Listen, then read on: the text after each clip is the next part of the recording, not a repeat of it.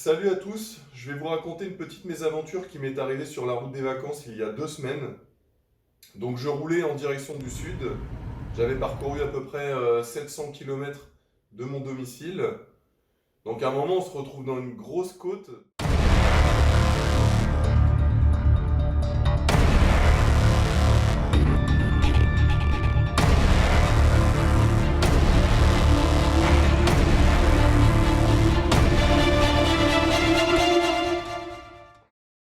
Donc à un moment on se retrouve dans une grosse côte, donc et vraiment hard quoi. Donc je roulais pied au plancher pour essayer de maintenir la voiture à 130 km/h.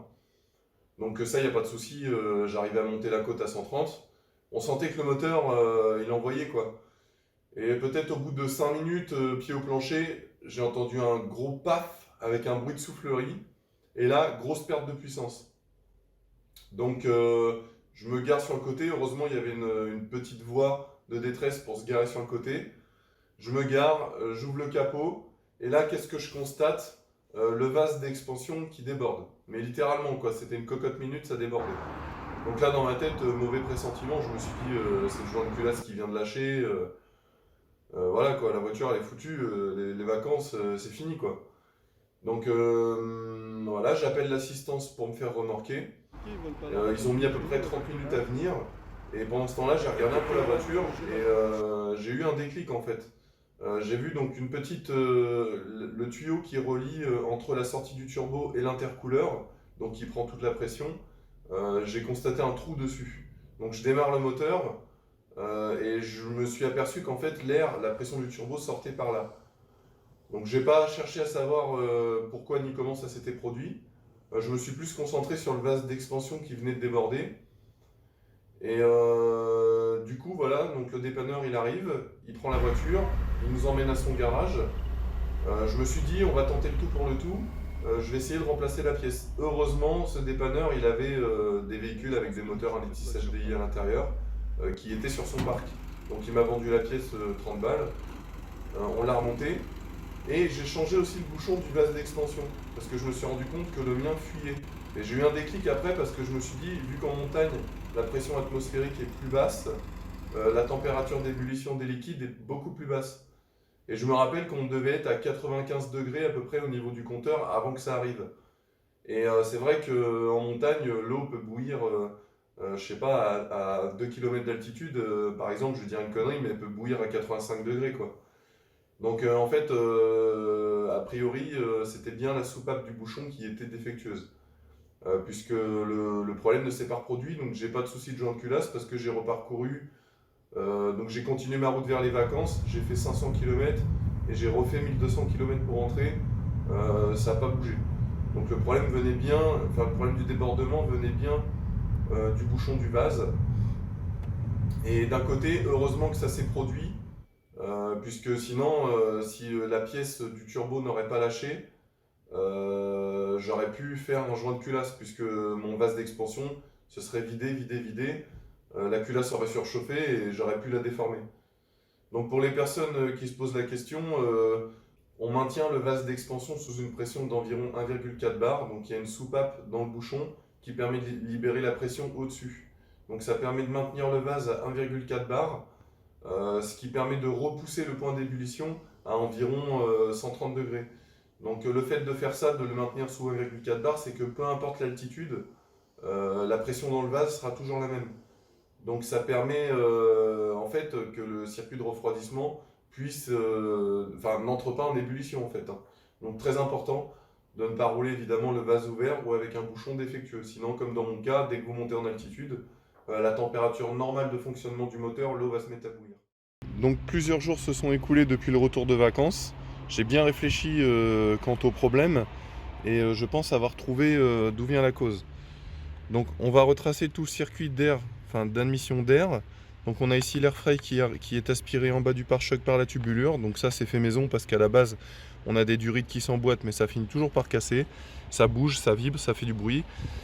Donc là on vient aspirer l'air en bas du pare-choc, ça traverse le filtre à air, ça arrive dans le turbo, l'air est comprimé dans le turbo, elle passe dans l'échangeur pour être refroidie et abaisser la température des gaz d'échappement dans le moteur. Ensuite elle finit dans le moteur. Donc pour moi, ce qui s'est passé, on était en montagne, donc j'étais pied au plancher sur l'autoroute depuis déjà 5 ou 6 km. Donc le turbo, il chargeait à mort. Il faut savoir aussi qu'en montagne, vu que la pression atmosphérique est plus basse, pour arriver à la pression de consigne, le turbo va devoir travailler beaucoup plus. Ce qui veut dire travailler beaucoup plus, chauffer beaucoup plus. Il faut savoir qu'il faisait quasiment 40 degrés, donc l'air qui rentre dans la tubulaire d'admission est déjà très chaude. Elle est encore plus chaude quand elle est comprimée par le turbo. Elle est mal refroidie par l'échangeur évidemment, puisque la température de l'air ambiant est déjà élevée. Donc voilà, ça rentre dans le moteur, ça fait la boucle. Donc le turbo travaille beaucoup plus parce que la pression atmosphérique est plus basse. Les gaz d'échappement sont très chauds. Le turbo est resté en pleine charge pendant plusieurs minutes.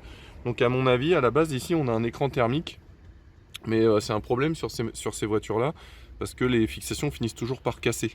Et moi, je ne l'ai pas remplacé, je me suis dit, je vais rouler comme ça, on verra bien. Sauf que ça fait déjà 2 ans que je roule comme ça, il n'y a aucun problème. Mais c'était la première fois que je partais en vacances, que je faisais de la montagne et qu'il faisait aussi chaud. Et que le moteur était resté en pleine charge aussi longtemps. Donc à mon avis, ce qui s'est passé, le turbo, il a surchauffé. Hein, il a peut-être même quasiment chauffé au rouge. Il a fait fondre, à mon avis, il a dû ramollir le plastique. Et vu qu'en plus la voiture est reprogrammée, on a à peu près 1,5 bar de pression à la sortie du turbo. Et bah, le plastique légèrement chauffé, plus mou, ramolli, plus la pression à l'intérieur a fait que le plastique s'est rompu. Hein. À mon avis, le problème vient de là. Donc ce que je vais faire, pour l'instant, je vais continuer à rouler comme ça parce que je suis en attente de recevoir des pièces. Mais je vais monter ce qu'on appelle une admission renforcée. Donc toute la partie plastique ici va être remplacée par un tuyau en aluminium ou en acier. Je ne sais pas encore, je n'ai pas encore choisi. Donc je vous ferai une vidéo à l'occasion pour le montage d'une admission renforcée. Et ça me permettra de pouvoir utiliser le véhicule sans remettre un écran thermique au niveau du turbo. Donc par rapport au vase d'expansion qui a débordé, je me suis rendu compte que la soupape dans le bouchon est morte. En fait, la soupape dans le bouchon permet de maintenir la pression à l'intérieur du circuit de refroidissement. Donc c'est environ 1,4 bar. Et augmenter la pression dans laquelle se trouve le liquide de refroidissement permet de retarder la température d'ébullition. Il faut savoir que de l'eau, on peut comparer le liquide de refroidissement à l'eau pour vulgariser. L'eau au niveau de la mer bout à 100 degrés. Et plus on monte en altitude, plus la température d'ébullition va descendre. C'est-à-dire qu'à 500 mètres d'altitude, l'eau va bouillir à 90 degrés. Donc 90 degrés, c'est la température normale de fonctionnement du moteur. Il faut savoir que là, vu que j'étais en pleine charge depuis très longtemps, la température devait être d'environ 100 degrés. Donc en plus, on se trouvait en altitude. Donc heureusement que la panne est survenue en fait, hein, parce que quand j'ai ouvert le capot, j'ai perdu tout le liquide du vase. Donc je me suis rendu compte justement qu'il y avait un problème au niveau du bouchon. Donc bouchon évidemment que j'ai remplacé après le remorquage. Donc je me suis rendu compte que la soupape était morte à l'intérieur. Et en changeant le bouchon, après c'était nickel. Hein. On a fait, depuis la réparation, on a fait environ 1500 km. Et ça a été sans problème. Donc oui, juste pour information, pressuriser le liquide à 1,4 bar permet de retarder l'ébullition à environ 130-140 degrés, peu importe l'altitude où vous vous trouvez. Donc très important. Évidemment, quand ça a survenu, j'ai pensé tout de suite à un joint de culasse. Et en fait, ce que j'ai fait, j'ai remis de l'eau, j'ai attendu que le moteur refroidisse. Et j'ai vérifié au niveau du tuyau de retour ici. Hein, quand vous avez un joint de culasse, vous allez avoir des bulles d'air qui vont passer en permanence. Et j'ai vu que le fluide, il n'y avait pas de bulle en fait, hein. Tout simplement, c'est juste à cause de l'altitude et de la non-pressurisation du bocal que ça s'est mis à déborder. Et heureusement, je me suis arrêté au moment où ça s'est mis à déborder, parce que sinon, forcément, ça aurait enchaîné sur un joint de culasse. Donc là, je suis de retour au calme dans mon garage. J'en ai profité hier soir pour travailler et mettre à jour la cartographie de mon moteur, parce que sur 2500 km de fait, ça m'a permis de voir quels sont les petits défauts légers à corriger sur la cartographie. Donc j'ai bien tout noté sur un document par rapport à telle et telle chose que je souhaitais corriger. J'ai travaillé sur la cartographie et là je vais en profiter pour la mettre à jour. Donc le plus long évidemment c'est travailler dessus, hein, parce que la mise à jour c'est très rapide. Hop, on va fermer ça comme ça. Donc on prend le petit Galetto. Si vous cherchez un Galetto comme celui-ci, je vais vous mettre en lien dans la description. Hop. Voilà. On va prendre l'ordi.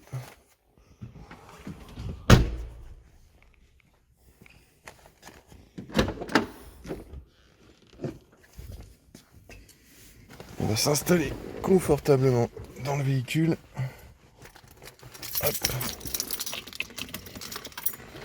On va virer le cendrier.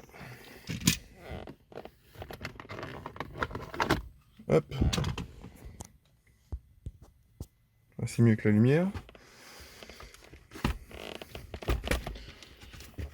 Donc voilà, mon fichier il se trouve juste là. Donc on va lancer le logiciel qui se trouve là. On va câbler tout le bordel pendant ce temps-là. On branche la prise OBD. Ça s'allume, c'est nickel.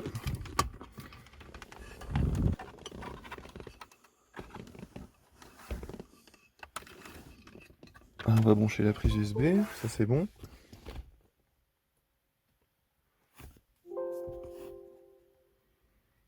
Donc le logiciel est un petit peu long à se lancer, il faut savoir qu'à la base il est fait pour fonctionner sous Windows XP. Donc j'ai réussi à le faire fonctionner sous Windows 10. Mais le problème c'est qu'il faut le lancer plusieurs fois. Voilà, jusqu'à entendre les petits clics. Je vais le relancer une fois et normalement il devrait se lancer sans problème. Voilà, là c'est bon.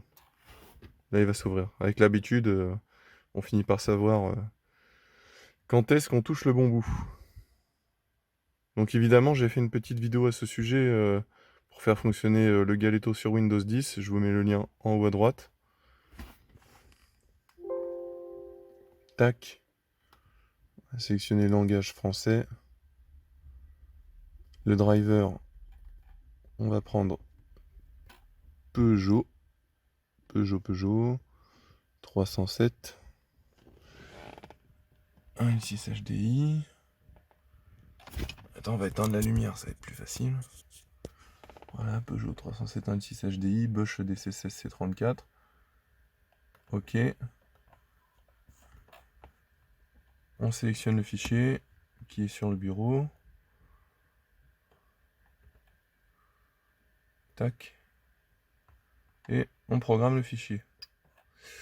Voilà, donc il n'y a plus qu'à suivre les indications à l'écran. Nous, on va attendre que ça se termine tranquillement. Et si vous avez des questions, des choses comme ça sur la reprogrammation, bah, n'hésitez pas à me les poser dans les commentaires. Et bien évidemment, je vous mets aussi le lien en haut à droite de la manipulation que j'ai effectuée pour faire une lecture-écriture de calculateur. Je vous mets le lien en haut à droite de la vidéo. Allez, on se retrouve une fois cela terminé.